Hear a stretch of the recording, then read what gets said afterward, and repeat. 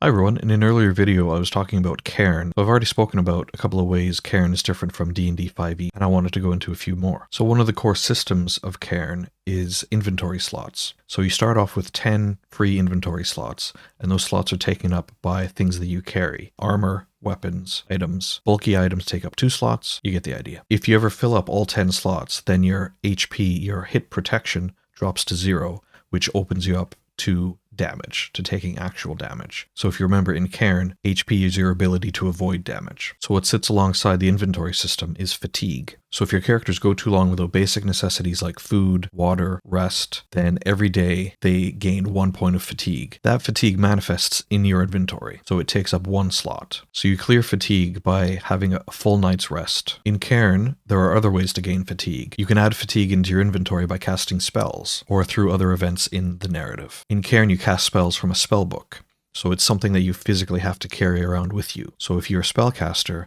you've got that spell book, but you're also adding fatigue into your inventory by casting spells.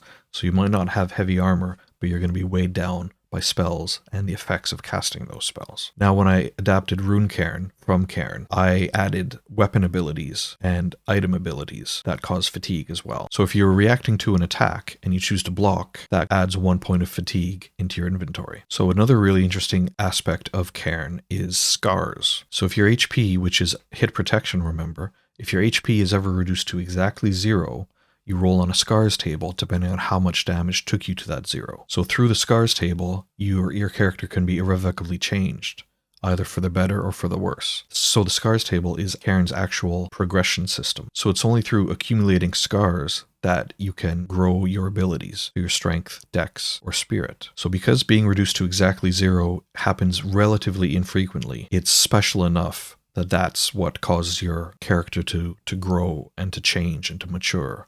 So that's character development, that's progression. So finally, there's a new mechanic that I added to We Deal in Lead. Because Cairn and other Into the Odd descendants don't use attack rolls, you hit automatically. When I was making We Deal in Lead, which is a game about gunslingers, I knew that I needed to have a shoot mechanic that needed to be different enough and needed to feel different enough to set it apart from other games that use guns. So taking a system that's famous for stripping out unnecessary mechanics and stripping out the to hit roll, I decided to add a to hit roll back in when making We Deal in Lead, of a sort. So what I did was came up with a shoot table. So this is a 2d6 table that you roll on every time your gunslinger fires their gun. So it's a sliding scale that ranges for anywhere from doing max damage to a miss to having a misfire on your gun, because I wanted to have the drama of having a gun misfire at the wrong time or having to reload in the heat of battle, that sort of thing. A gunslinger's rolls on the shoot table can be affected by the strength of their order or their gunslinger group. I'll get into that in another video, but if you're in a broken order,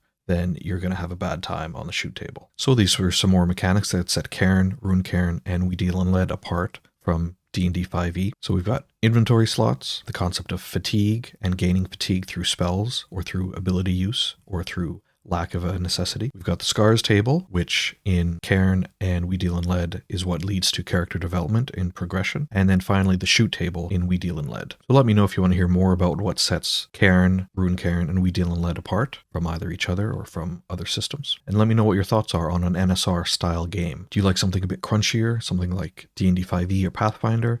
Do you like something a bit more rules light, like a narrative or story game? Or do you like something in the middle, which is a little bit where Cairn and NSR games are?